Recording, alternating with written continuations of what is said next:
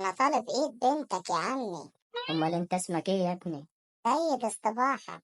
بتشتغل ايه يا سيد؟ شغال دكتور تغذية. ما شاء الله ما شاء الله. طول عمري يا ابني بقول ان البت دي حظها من السما. وما كان شغلك فين بقى؟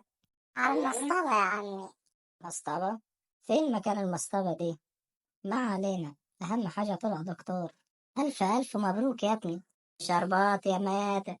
انت يا ابني مرتبك في الشهر حلو يعيشكم مرتاح ولا ايه؟ والله يا عم حسب الجو. ازاي يعني؟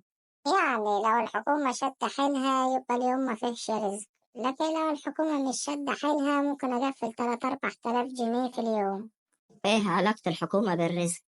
ما هو يا عم دلوقتي بقوا بيقفشوا. يا ابني من طريقتك محسسني انك انت تاجر مخدرات. لا قدر الله يا عم، أنا لسه طالع على جد. واحدة واحدة كده هبة تاجر. تحب يا عم ألفلك معايا سجارة؟